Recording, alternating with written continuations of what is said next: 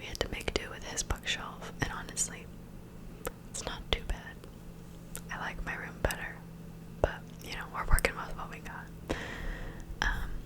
Today we are close up though with the camera and with the microphone, so hopefully these whispers are very crispy, very clicky,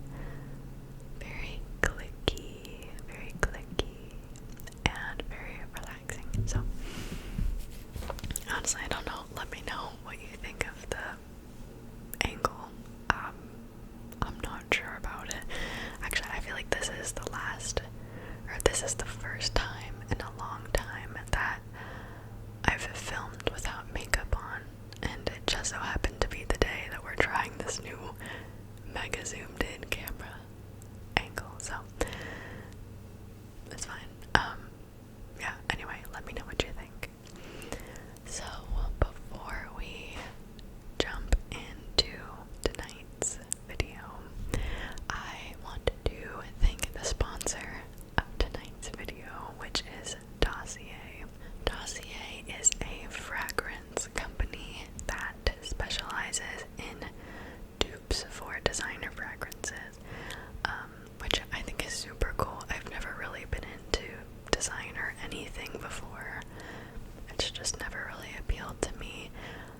But the older I get, the more I definitely value quality, and I shop for quality. So that is what appeals to me about Dossier, because they have all of these, like, okay, I just side tangent, like, perfume is ridiculous. I would like to know more about the process of perfume making, because it's so expensive, but like, for why, like, if someone, that's a genuine question, like, if someone knows why perfumes are so expensive, please tell me. Like, is it because most fragrances are from designer brands, or is it like something specific about perfume? Anyway, little side tangent, but that's what's great about Dossier, is that you get the same quality as designer fragrances and premium fragrance brands for a small fraction of the price. Like, it's crazy. I think the average perfume on Dossier's website is like $30 on average. So there's some that are more than that, there's some that are less than that.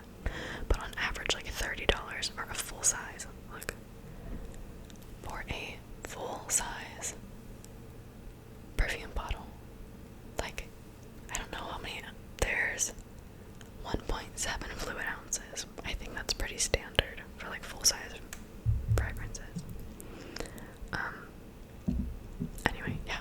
And I feel like every other perfume is like $150 minimum for like a nice perfume.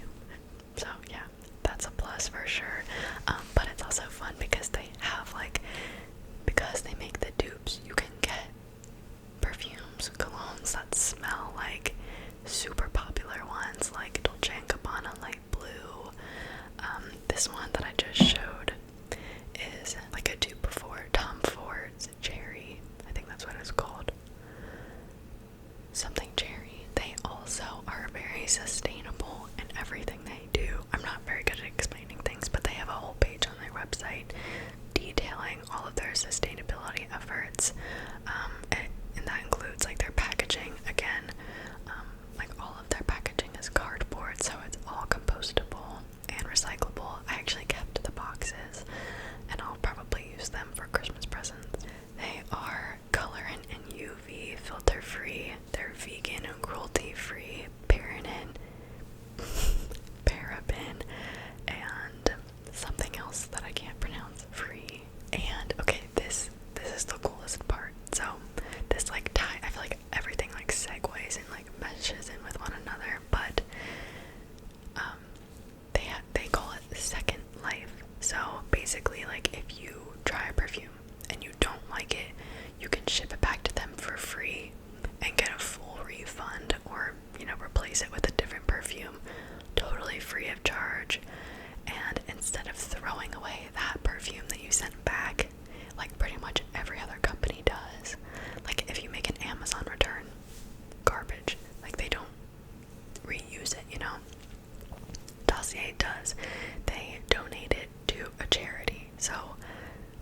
so cool. Like, it's so full circle. It just makes you feel good. Oh, I didn't even show you. So I got 3 perfumes from them. So I'll show you this one that I showed already. Oh yeah, also, look at that. The lids. I can't like show this very well.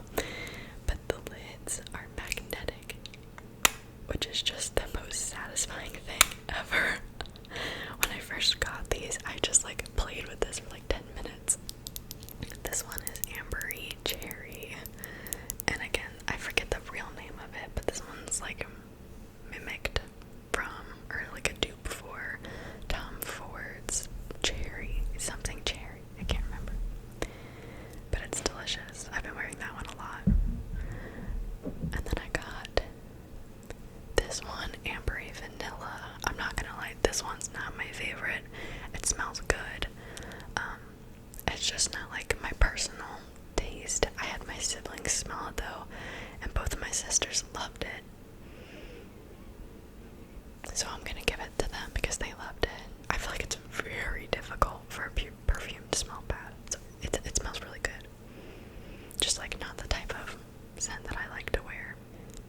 And then the last one is for my boyfriend. This one smells so good. This is musky oak moss. I'll give a little close up of that. Anyway, I don't remember like what these were dupes of, but they smell delicious.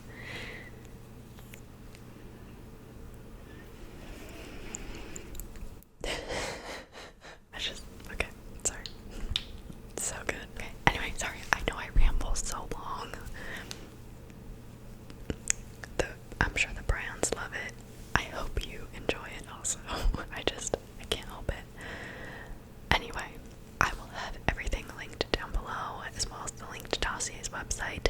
I also have a small discount code for you to use, which will be linked down below as well, for 5% off of your order, which is not a lot, but they also have a huge Black Friday sale going on right now, where you can get 35% off. So go check it out. Go get you something nice. They've got something for everyone. They have a lot of unisex scents, which are really nice. Honestly, I think every perfume I got was technically unisex. So yeah, check it out. I know you'll find something you love. So thank you, Dossier, for sponsoring this video. Now let's get on with the rest of the video. So for tonight's video, first of all, I'm mega comfy, cozy. I've had my pajamas on for quite a while now. I don't have my rings on, bracelets,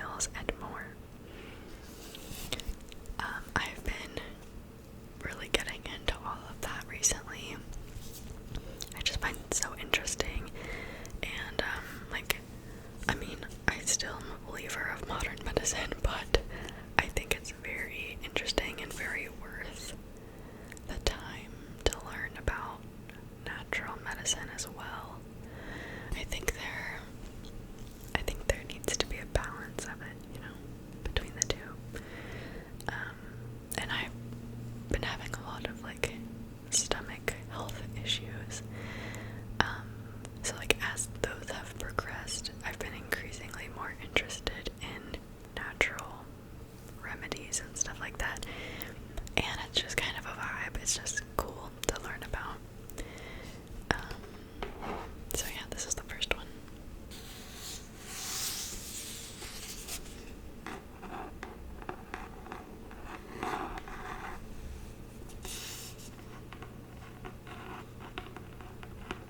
Oh yeah, also I did my nails. This hand's not that good, don't pay attention to that one, but this one's better.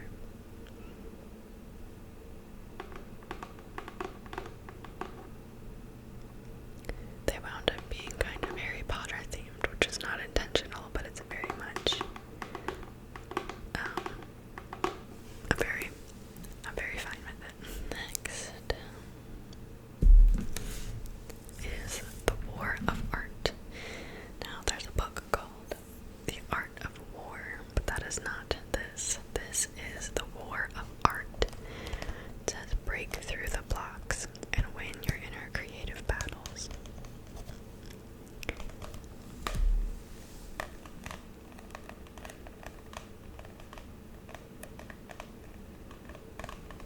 On the back it says, do you dream about writing the great American novel? Regret not finishing your paintings, poems, or screenplays? Want to start a business or charity? Wish you could start dieting or exercising today? Hope to run a marathon someday? If you answered yes to any of these questions, then you need The War of Art. In this powerful, straight-from-the-hip examination of the internal obstacles to success, best-selling author Stephen Pressfield shows readers how to identify, defeat, and unlock the inner barriers to creativity. The War of Art is an inspirational, funny, well-aimed kick in the pants, guaranteed to galvanize every would-be artist, visionary, or entrepreneur. I actually have not read this yet. I need to.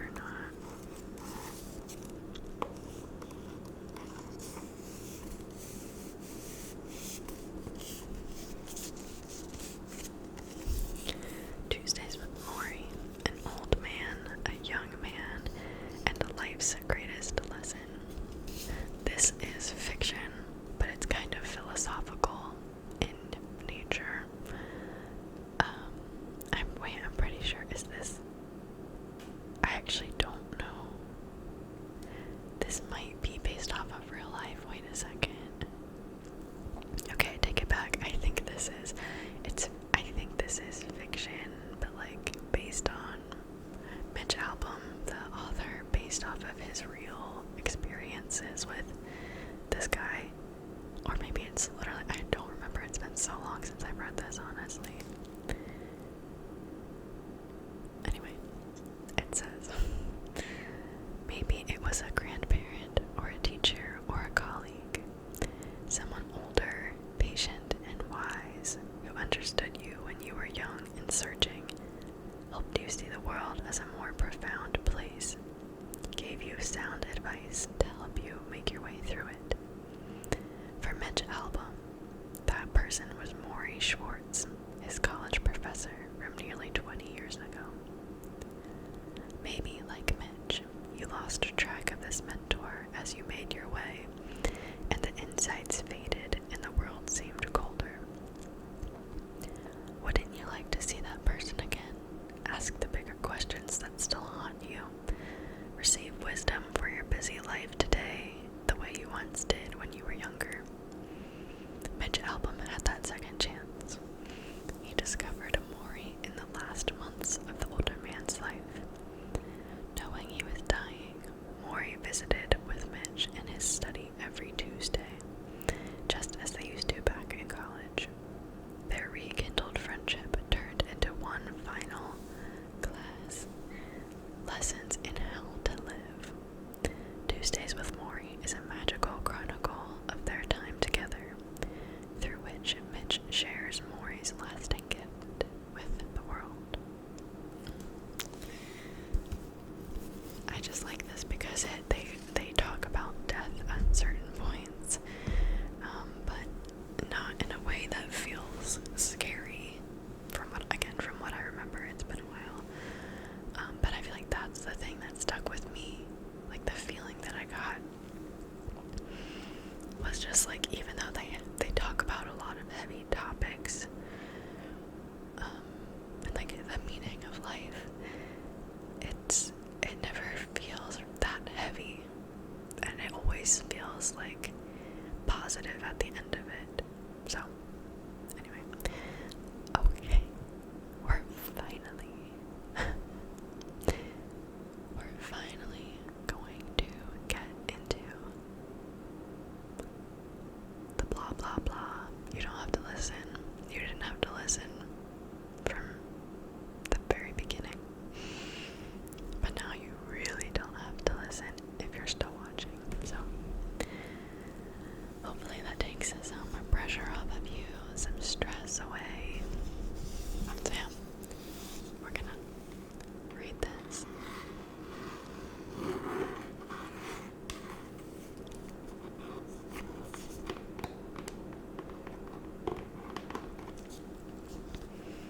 And yeah, I'm gonna throw in some inaudible whispering whenever I feel like it. It'll be a surprise. So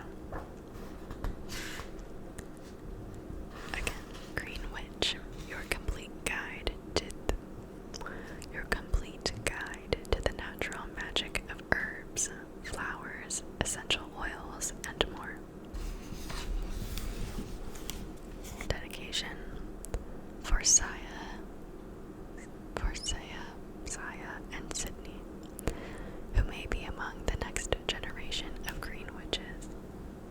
Acknowledgements. I would like to thank Eileen and Brett for all of their hard work on the new version of this book. I think it's better than ever. Thanks also go out again to the original team at Providence Press, who initially helped me develop and shape this material 12 years ago, especially Andrea.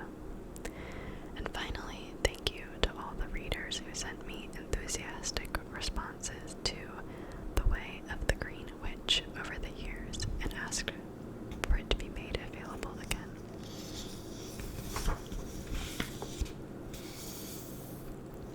Okay, so part 1, discovering the Green Witch. Part 2 is walking the green path.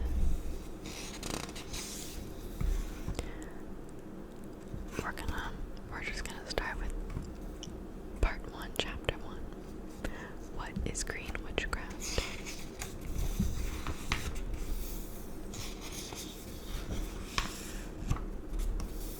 After the introduction. Okay. Whatever your reason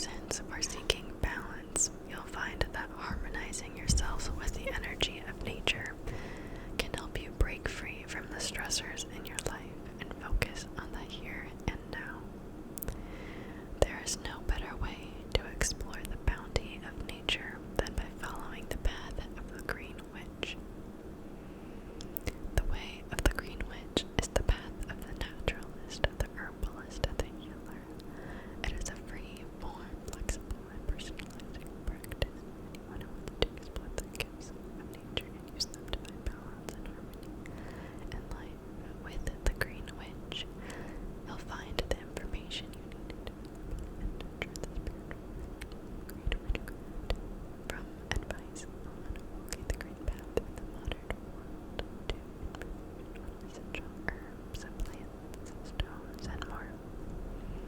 You will find pieces, recipes, exercises, ritual suggestions, and directions for making potions and herbal blends for purposes both mundane and magical.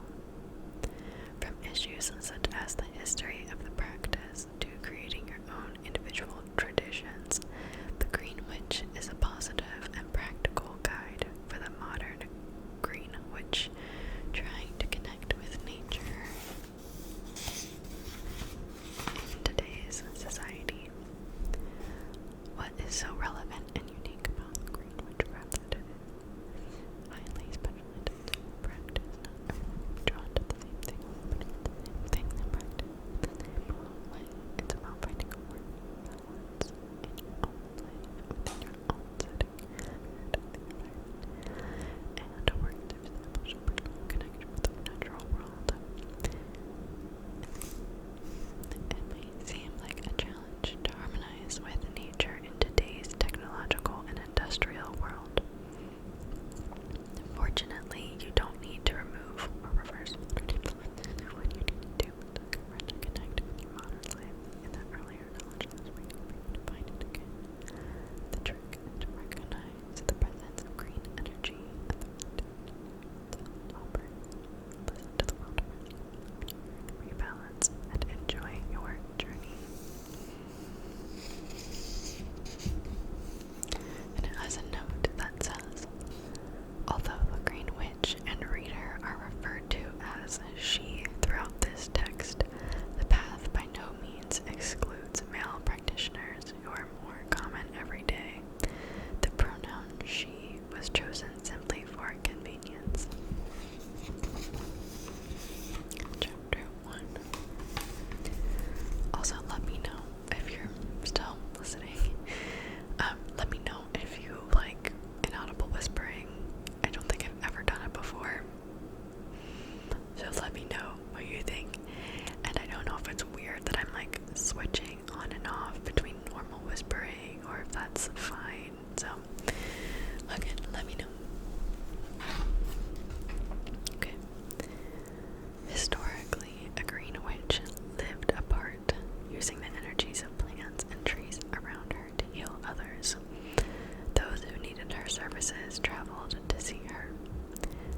These days, a Green Witch is more likely to be living in the middle of a city or in the suburbs. She could work in any variety of fields, such as business, medicine, or teaching, or might be a full-time mom. A Green Witch isn't defined by where she lives or what she does to bring home a paycheck, nor is she limited to working with plants, trees, or herbs. She is not, as people might assume, defined solely by the particular way she expresses her spirituality or by the religion she follows. A Green Witch is defined by her relationship to the world around her, by her ethics, and by her affinity with the natural world. In essence, she lives the life of a Green Witch. She lives the green path. The path of the Green Witch is an intensely personal path that integrates ability, likes and dislikes, and the climate of a particular geographic location. And interaction with the energy of that environment. It is not a tradition so much as a personal adaptation of an ideal. The path of the Green Witch. And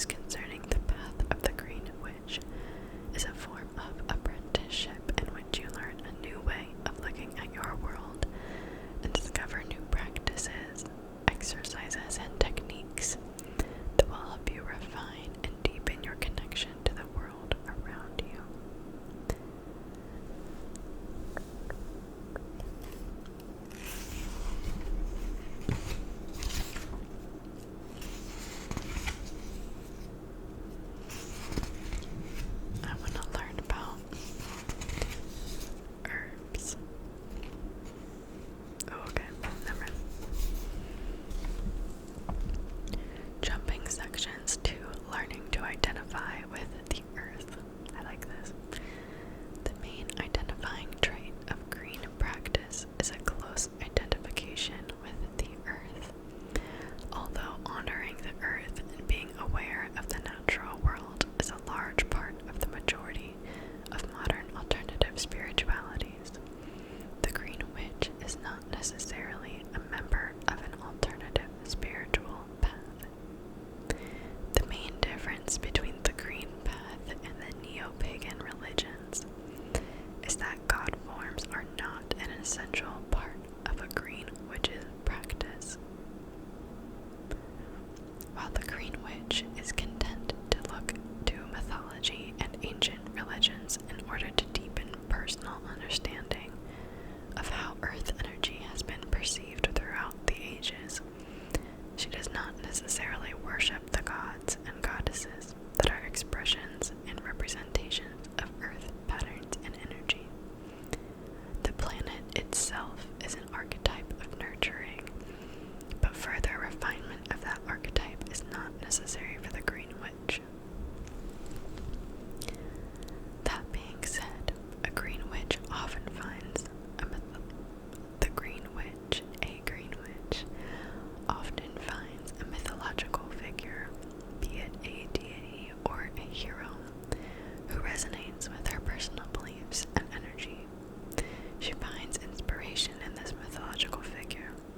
This does not, however, lead to worship of that figure, whereas alternative religions promote the idea that humanity is a steward or custodian